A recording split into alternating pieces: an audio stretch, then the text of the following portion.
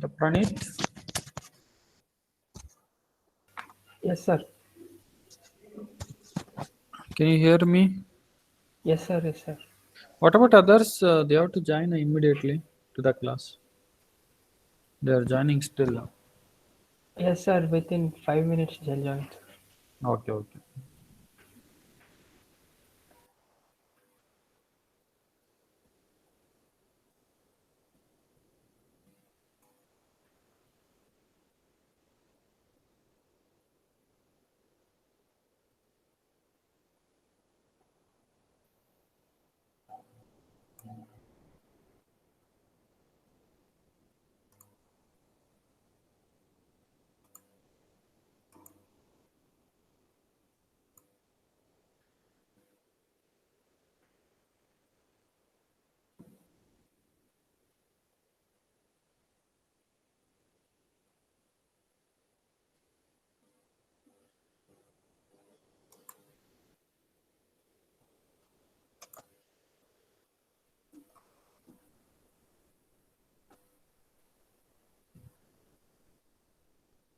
Can you able to see this window?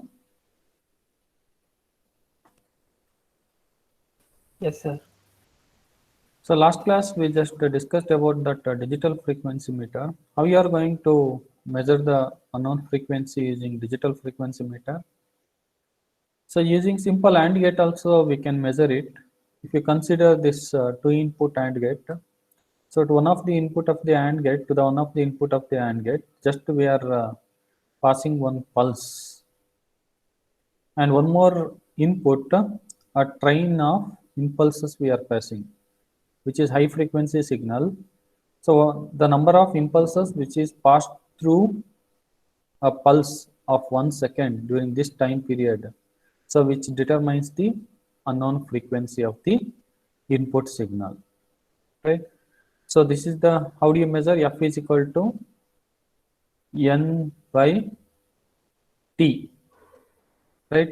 So n is nothing but number of impulses, so during the time period 1 second, so the frequency is 5 hertz. Similarly, if n is equal to 1 and the time period, the pulse width is 10 microseconds, so that is equal to 500 kilohertz, right? So this is the block diagram of digital frequency meter. So the unknown frequency signals need to be amplified, and using a Smith trigger we are going to convert the input sine wave into square wave. The Smith trigger is used to convert sine wave into square wave. If your rise time and fall time is very less, right, then you will get impulses. Then you will get impulses, right? So you will get a train of impulses that should be given as input to your one of the main gate, right? And one more input from the start or stop gate to the main gate. That main gate, it is connected to the digital readout. So a signal whose frequency has to be measured, first amplified, next it is applied to Smith trigger and it generates a train of impulses, and then applied as one of the input to your main gate, input A of the main gate, and one more input B of the main gate from the start or stop gate. We also call it as gate control flip flop. We also call it as gate control flip flop. So at the beginning, the read pulse, a triggering pulse. So logic 1, it will be applied to your R input of your SR flip flop 1. So your gate control flip flop, it has two flip flops and two gates, two SR flip flops and two gates. Top one is start gate and bottom one is stop gate. When this read pulse is high, right, which is applied as input your reset input of your SR flip flop, then what happens? What happens? Y is equal to what happens? Why it becomes equal to? You have to tell. Last 5. question. Yes. So why it becomes equal to what? 0. And y bar it becomes equal to 1. Right. So from the time based selector, so you are generating a pulse, so which is applied as input to your start and stop gate. When 1 is given as input to your AND gate, the output it will be 1. So the upper gate it will be, we call it a start gate, it will be enabled, and the stop gate it will be disabled. Right. So same the output is given as input to your second flip flop or input of your second flip flop. When r is equal to 1 here, what happens? Y is, it is becomes equal to 0. Y bar it becomes equal to 1. When y bar is equal to 1, then the main gate it will be open. The main gate it will be open. Right. And you can see here the same, so whatever input you are giving to R of your second flip flop, same input to be applied as input to S of your flip flop 1. When set is equal to 1, what happens? When set is equal to 1, Y equals 1. so initially at the beginning itself, one pulse need to be applied. Later it becomes 0 read pulse. So 1 0. So output it becomes equal to 1. This becomes equal to 1, and this becomes equal to 0. Right. When this becomes equal to 1, then this gate it will be enabled, and this it will be disabled. And the bottom two input AND gates, AND gate it generates stop pulse. It generates stop pulse. So when it generates the stop pulse, so S it becomes equal to 1.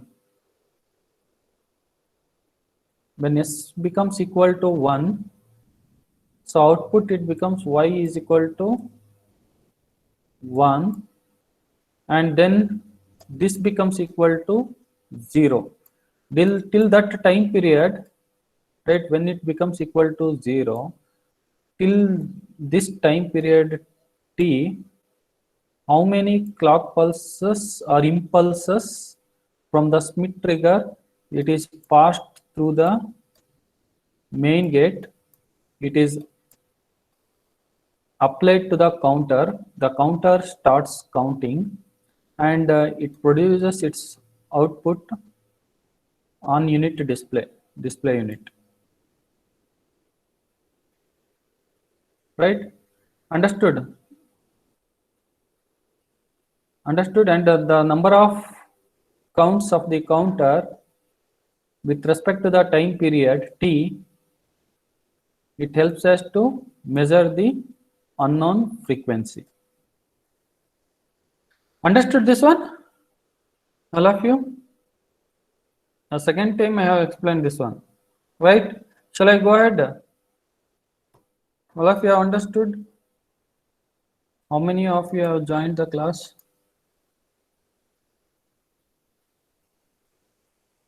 $52. See, don't enter two times attendance. Only one time you have to enter your attendance in the chat box. Right? There is one options. Okay. All of you understood this? Digital frequency meter? Yes? Shall I go ahead? Shall I go ahead? You have to tell me.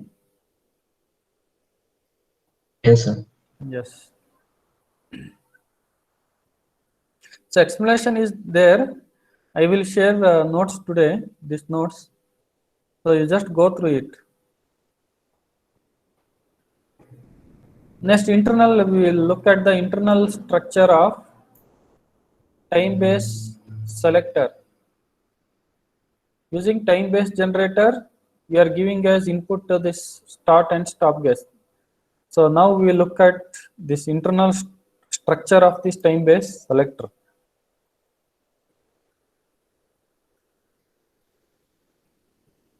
Can you see this diagram? So unknown input signal is given as input to your amplifier. The signal is amplified. Next, it will be given as input to your Schmitt trigger, and the Schmitt trigger with the fast rise and fall time, right? It generates the impulses. So one impulse corresponds to one cycle of your input signal, right? Two impulses corresponds to two cycles of your input signal. This is clear? If this is clear, next one more input to the main gate. This is the main gate. Next counter and display unit. So here what we are doing for higher accuracy, you can go for a multiple period. A pulses can be generated using this time-based selector. So using crystal oscillator, you are going to generate the sinusoidal signal, which will be given as input to your Schmitt trigger. And Schmitt trigger, what it does, it converts input sine wave into square wave, right? What is the crystal frequency we are using? 1 megahertz, right?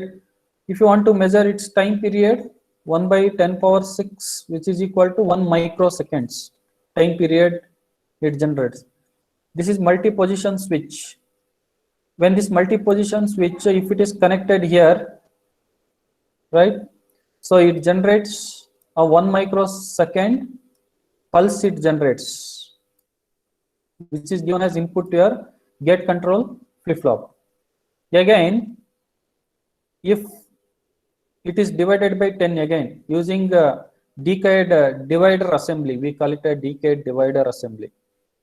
So if you divide it by 10, so 1 megahertz divided by 10, it becomes equal to 10 power 5. So 1 by 10 power 5, it is equal to 10 microseconds.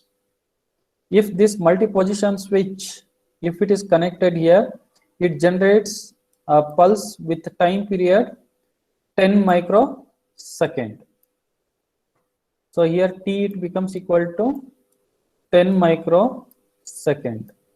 So within this 10 microseconds, how many X pulses from the Schmitt trigger it is passed through the main gate, it determines the frequency.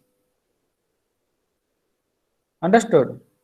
Again, if it is divided by 10, then 1 millisecond, 10 milliseconds, 100 milliseconds, 1 second, like that. For very good accuracy, if the pulse width is more, then more number of pulses it will be passed through the main gate, and it increases the accuracy of measurement. That's all. Understood? Any doubt? Sir, one second, sir. Yeah, once again. See, this one you understood, this one? Understood? Yes, sir. So here what happens? So here using single pulse with a constant time period, you assume that you are applying as input your start and stop gate. To generate that multiple period, a pulse with multiple period, we can go for this circuit. This is the time-based selector. So you are having that's multi-position switch here. Using this switch, you can choose any time period. Here there are so many pulse with different time periods are available. 1 microsecond, 10 microsecond, 100 microsecond, 1 millisecond, 10 millisecond, 100 millisecond, and 1 second. How do you got these pulses with different time period? Using a decade divider assembly. So actually we are using in the circuit 1 megahertz crystal oscillator frequency. With this 1 megahertz crystal oscillator frequency, we can get a pulse with pulse period 1 microsecond, right? If you want to increase this pulse width, if you want to increase this pulse width, so that more number of impulses it will be passed through the main gate, right? Then you can select any one 10 microsecond, either you can go for 10 microsecond, 100 microsecond, 1 millisecond, 10 millisecond, like that. So the width of this pulse increases. As the width of this pulse increases, more number of impulses it is passed through the main gate, so it increases the accuracy. The concept is like that. So here 1 megahertz crystal oscillator frequency means a pulse with 1 microsecond time period you can get it, right? Suppose if you divide it by 10, 1 megahertz, here you just go through 1 megahertz. If it is divided by 10, it becomes equal to 10 power 5, right? If you want to convert this into time period, 1 by 10 power 5, you will get 10 microseconds.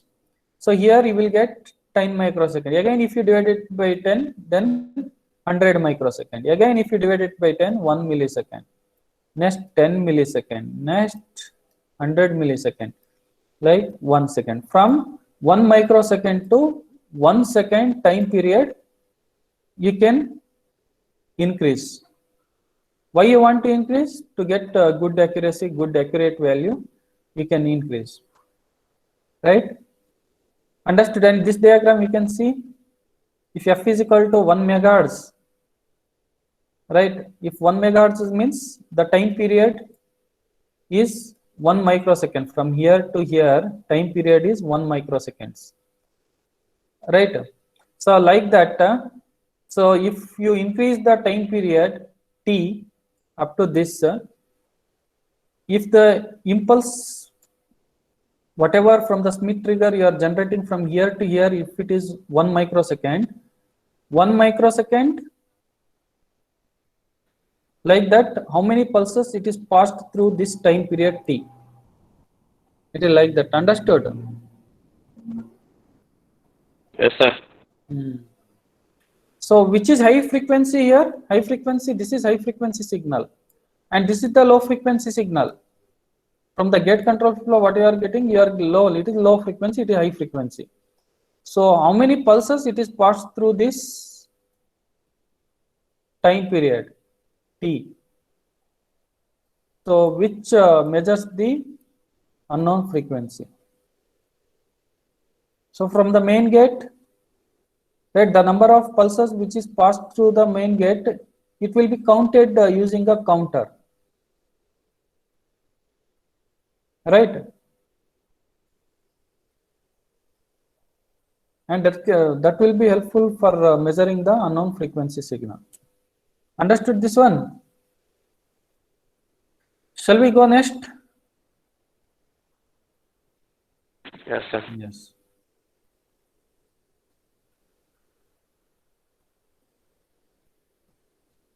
So next, digital measurement of time. Some unknown input signal is there. Unknown input signal. We don't know the time period t of this unknown signal. We don't know. Now we want to measure this time period. So how do you measure this time period? Any idea? How do you measure?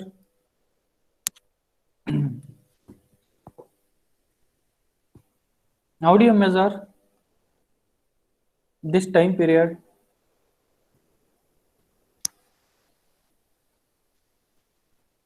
By knowing its frequency. By knowing its, by knowing its frequency, okay. But here digital measurement of time is nothing but we wanted to measure only the time period, not frequency. We are not measuring here. The time period of that particular signal we are measuring. If you know the frequency, you can measure it. But I don't know the frequency of the unknown signal, so we don't know. First, we should know the time period. If you know the time period, frequency can be calculated. Right? How do you measure the time period?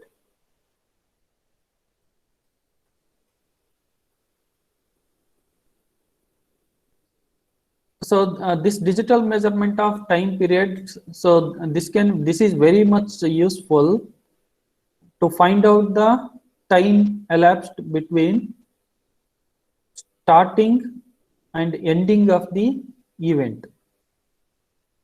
Understood? So example, when you are going to transfer the data through a communication channel, right? You are generating start pulse, right? You have to generate first, you have to send the start pulse.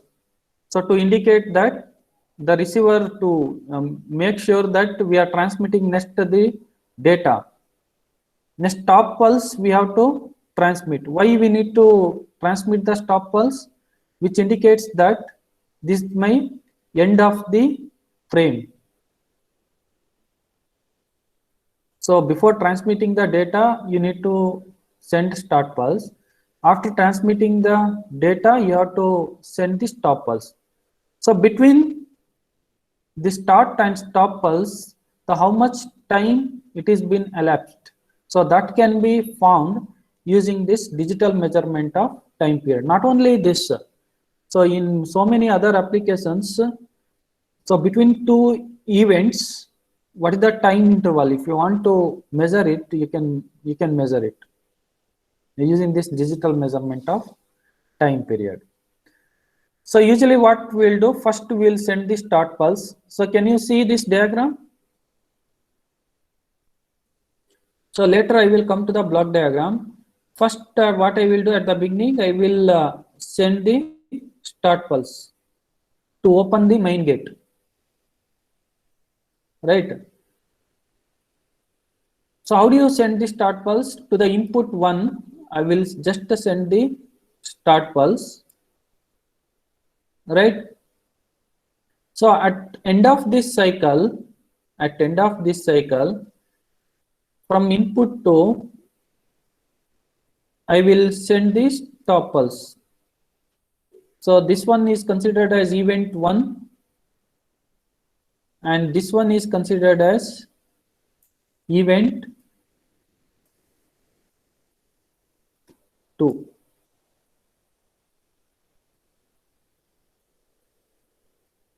So one more example is water level controller. Have you seen water level controller?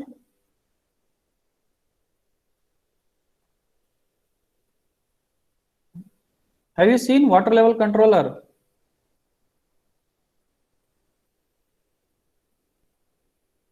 So in water level control means that water tank to fill the water automatically, right? When the water level it reaches the predetermined minimum level, the motor it should turn on. That is one event, right? That is one event. So when the water level reaches the maximum predetermined level, the motor it will stop, right? That is one more event. So this one we call it as start event and this is called stop event. So within this, what is the time period T? We need to measure it using digital measurement of time period. We need to measure it, right? And one more high frequency signal you need to take from the a Schmitt trigger output. It generates the square wave pulses, and you assume that it has 1 microsecond time period. So how many pulses it is being passed through this time interval? Understood? So if you calculate it, if 1 microsecond into 10 pulses it is being passed, so that gives your time period T. So this is the block diagram. See, understood this concept? All of you understood this concept? Understood or not? You have to tell me. Understood or not?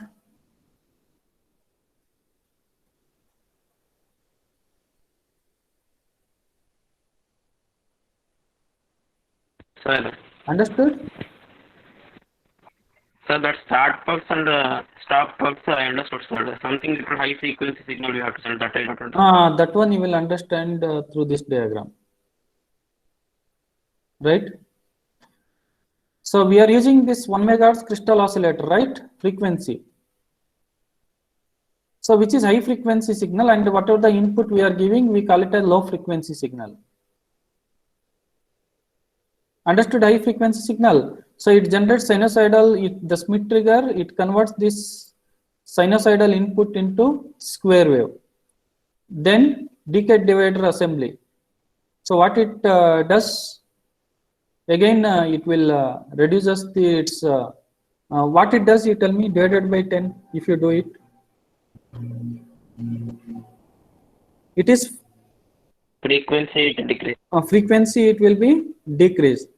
So only 2 decade divider assembly you have used here, and it will be, and it is a high frequency signal which will be given as input to your main gate, and one more input from the gate control flip-flop. Means from the gate control flip-flop we are generating the pulse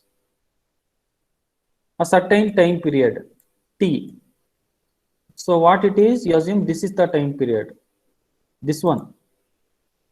From the start or stop gate, we are generating a pulse with certain time period. Within this time period, how many pulses it is been passed through the main gate, it is counted through a counter.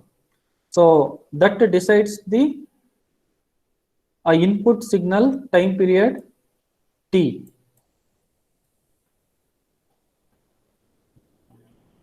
Right? So here input 1, initially what we will do, input 1 start pulse we are sending.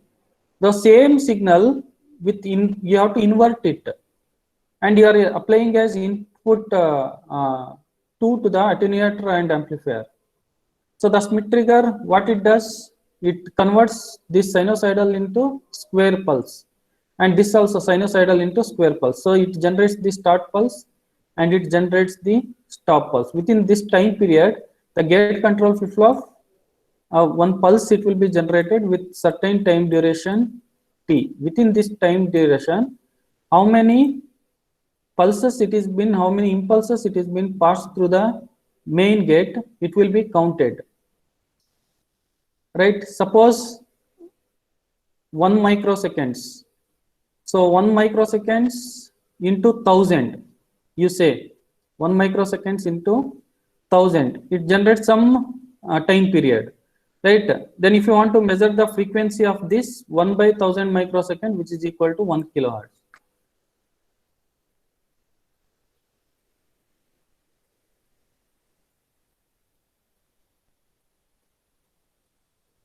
Understood this one? Yes, sir. Yes. So this digital measurement of time period, usually it will be used to find out the time elapsed between the 2 events. How much time it has been it is elapsed between the 2 events. So I told you one example also, real-time example also. So you have to measure the time elapsed between input 1 and input 2, between start pulse and stop pulse. So that can be measured using this digital measurement of time period.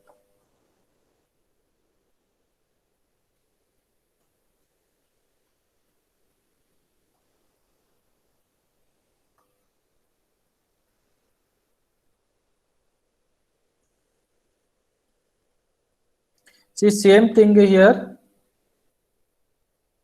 Only digital measurement of time period is there, and a digital frequency meter is there in this module. You just go through the digital frequency meter and the digital measurement of time. See here what is telling, the accuracy of the period measurement can be greatly increased by using multiple period average mode operations. Wow, what is nothing but multiple period average mode operation? See here, unknown input signal is given as input to your period trigger. It generates a pulse with certain time duration, say it is 1 microsecond. The input signal frequency, assume that the input signal frequency it has 1 megahertz frequency. It will be amplified and it is given as input period trigger. So the period trigger, what it does, it generates a pulse with duration 1 microseconds, right? This is single period measurement. It is used for single period measurement. For multiple period measurement, same thing, it will be given to the decade divider assembly. This is called decade divider assembly. If you divide it by 10, then you will get 10 microsecond, next 100 microsecond, 1 microsecond, 10 microsecond or 100. So anywhere can be connected using this multi-position switch. If it is connected, so you can see here, it is connected, if it is connected to multiple period trigger to 100 millisecond, right? This 100 millisecond, a pulse period will be a pulse with width having the time duration of 100 milliseconds, it will be generated. So here what you are doing is just the pulse width you are increasing using this decade divider assembly. And within this time period, how many pulses it is been passed through the main gate. So one more input signal, it is a high frequency signal. It is coming from the crystal oscillator, 1 megahertz crystal oscillator. So it generates a square pulse, means impulses it generates with fast and rise time. It generates initial square pulse here because you are using that decade divider assembly right here. So when you divide it by 10, then again the frequency it will be reduced and it will be given as input to your frequency trigger. So this is usually a higher frequency signal when compared to this. So during this time period T, how many pulses it has been passed through the main gate, it will be counted using this counter. So with this, you can be able to measure the time period and frequency of the unknown input signal.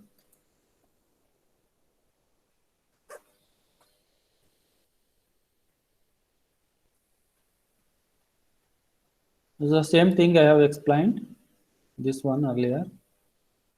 If you want to write down, you can write down this waveform.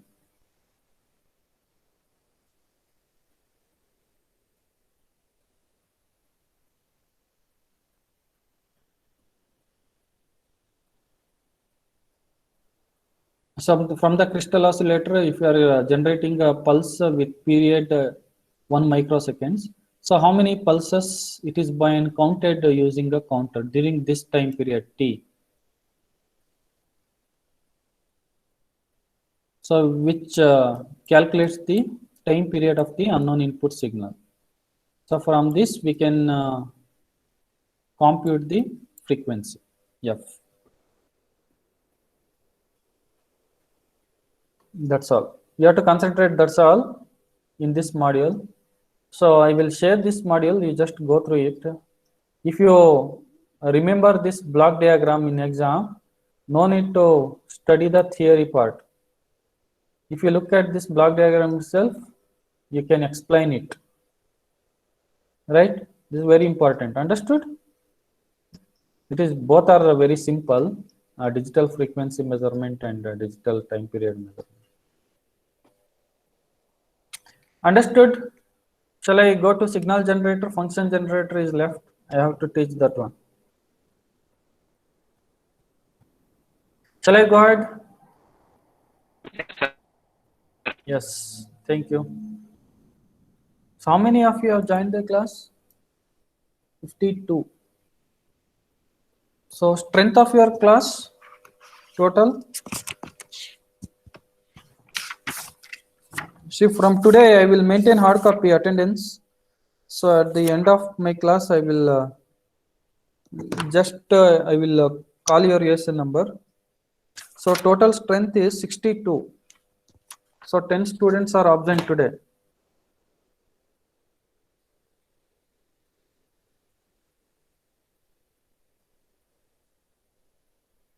Yes, next. Next, signal generator. What is signal generator? Any idea? What is signal generator? Any idea?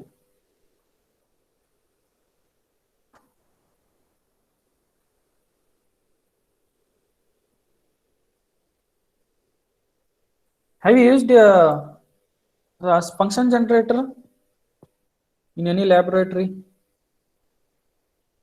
Function generator is also called a signal generator. Do you have any ideas? What is function generator or signal generator?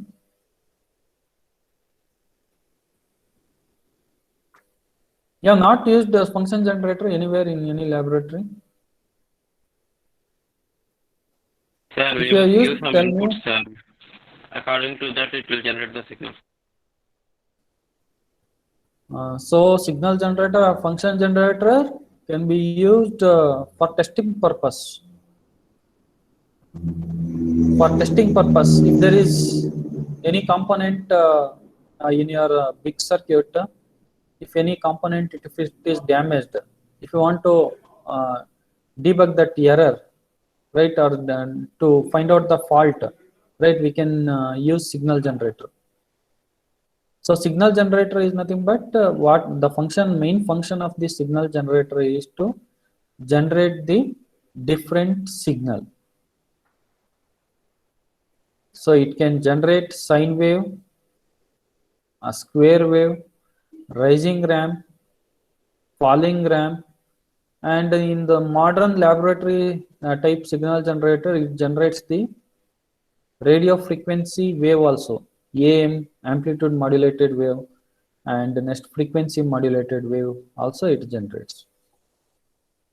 So what you understood about signal generator can be used to generate the different types of signals: sine wave, triangular wave, square wave, rising ramp, falling ramp. So can be generated in whatever the function generator we are using in our laboratory. So you can generate sine wave, triangular wave, square wave, and ramp waveform can be generated. So what is there in signal generator? What is the main component? What is the heart of the signal generator?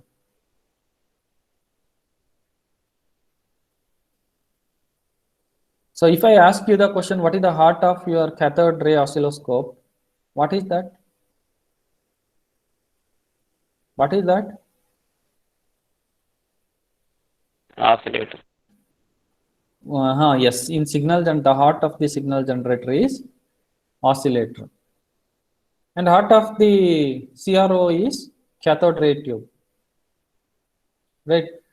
So in the signal generator, the oscillator, what it does? It generates the sinusoidal waveform, right? With respect to that sinusoidal waveform, we can derive many signals. So with respect to the sinusoidal waveform, you can generate triangular wave, you can generate square wave, you can generate rising ramp, you can generate falling ramp, you can generate sine wave. Like that, so many signals can be generated using this sinusoidal wave, right, which is output of your crystal oscillator. Understood? Understood? And with certain amplitude also you can vary, and if you want to vary the frequency, you can vary the frequency using this function generator or signal generator. So signal generator main function is to generate a signal with certain amplitude and frequency, and the signal whatever you are going to produce using this signal generator, the frequency should have very good stability. That is very important. Stability of the signal is also very important. So here oscillator is used to describe an instrument that provides only sinusoidal output, and generator so describes an instrument that provides several output waveforms. It may be sine wave, square wave, triangular wave, or pulse. Also, you can generate it using signal generator. And here you need to remember these 3 points. The main requirement of a signal generator, the stability of the frequency 1, and amplitude. It should be controlled from small to relatively large values. And signal, whatever you are going to produce from this signal generator, it should be distortion free. These 3 points you need to remember. See, signal generator can be used to design your electronic devices, testing purpose, troubleshooting, to check the errors and to debug that error, and for repairing your electronic devices. So you can use this signal generator.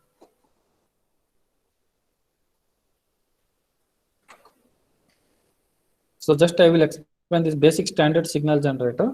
This basic standard signal generator, it is not there in your syllabus, but you must understand in the basic standard signal generator means 2 main important component it is there. One is oscillator.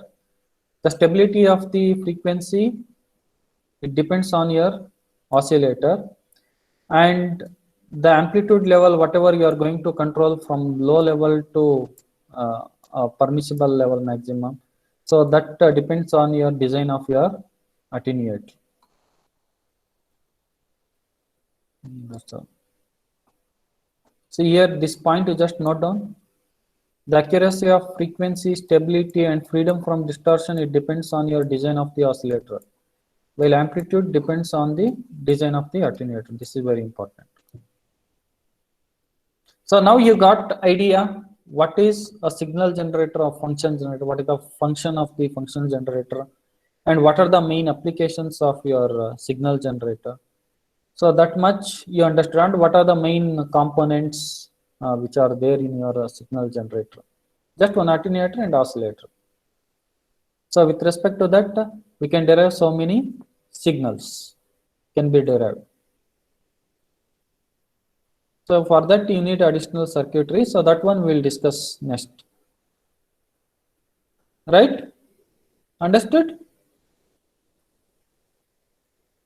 Dear students, you have to respond. Understood? Yes, sir. Yes, thank you.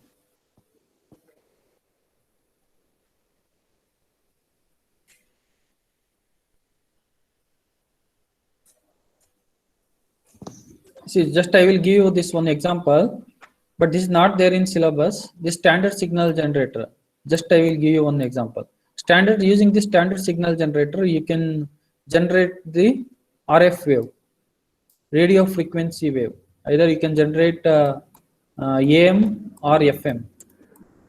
Signal AM or FM signal can be generated using this standard signal generator. This RF oscillator is there. So the main purpose of the RF oscillator, it generates a carrier signal with high frequency carrier signal it generates. And the external oscillator or modulation oscillator, it generates the modulating signal, a low frequency signal. And the carrier signal, it is a high frequency signal. This is high frequency signal and this is low frequency signal. And these two signal, it will be mixed in the wideband amplifier. And it generates either AM or FM wave.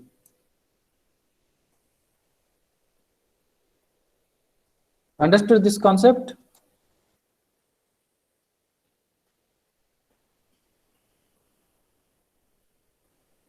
Understood?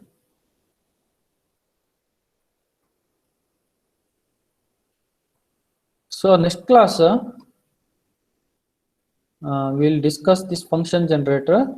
After this function generator, so this function generator we'll discuss in the next class. So once I finish this function generator, just it takes 10 minutes. Next, I will start next class bridges. So bridges I will start. So you have to use the calculator. We have to solve problems for the bridge network. So you need a calculator. So just answer your attendance now. USN 63, Present, sir. 64, Present, sir. 65, Present, sir. 66, Present, sir. 67, 68, Present, sir. next 69, Present, sir. next 70, Yes, sir. 71,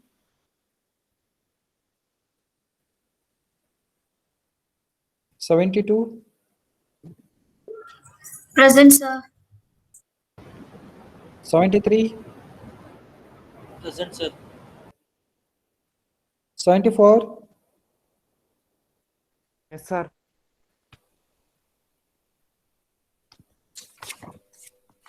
75, Yes, sir.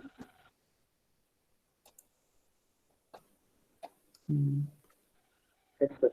yeah, 76, Yes, sir. 77, Yes, sir. 78,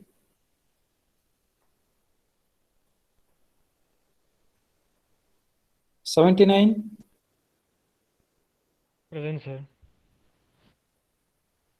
80, Present, sir. next 81. Yes, sir. How many classes you have attended? Yes, in 81. Kalapalli. 2 classes. 2 classes you are absent? Or only 2 classes you have attended? With this, I attended 3, sir. 3. Okay. Next 82. Present, sir. How many classes you attended? Only 3 classes. You also. Yeah, yes, sir. Yes, sir.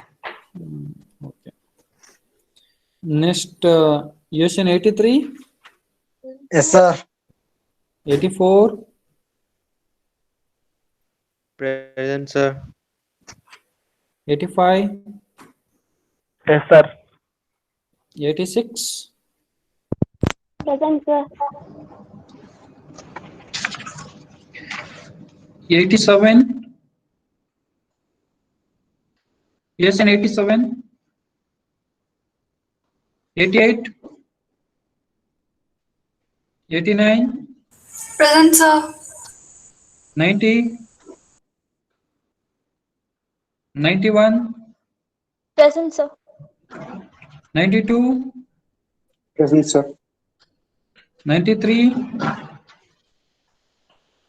USN 93, 94, Present, sir. 95, Present, sir.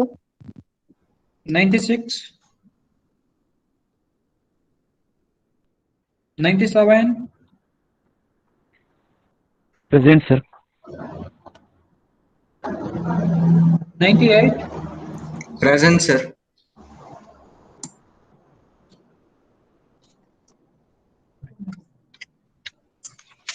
next 99, 100, Present, sir.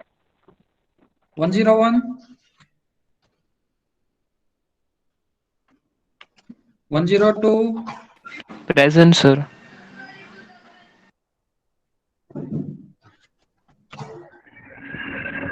103, Present, sir. 104, Yes, sir. 105,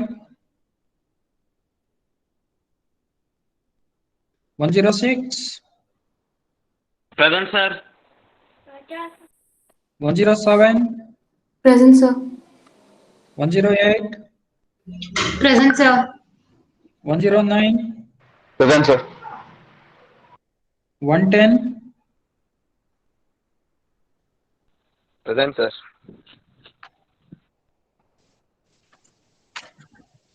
next 111, Present, sir. 112, Present, sir. 13, Present, sir. 14, Present, sir. 15, Present, sir. next 16, Present, sir. 17. Present, sir. So how many classes you attended, Prajwal? Sir, I think I attended all, sir. All the first starting class you are absent, no? First class, sir, the orientation program. That and next fourth, second class? Attendance, sir, I think. No, you are absent there. And last class also you are absent. You have not entered your SN number. 1, 2, 3, 4, 5 you have attended. Okay. Prajwal M? Prajwal M? Absent. Pranav? Pranit? Present, sir. So others can exit. Prerana?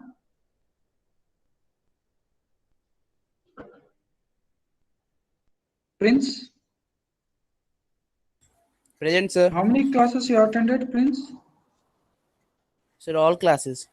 But starting class, second class, you are absent on fourth. No, sir. So your SN is not there. 1, 2, 2 there. No, sir. I attended all the classes. But you are not entered there. So maybe, but I have attended all the classes. Okay, okay. I will give.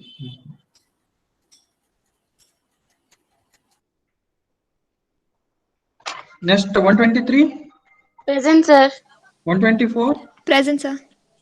Yeah, thank you all of you for joining this session. Sir, 70.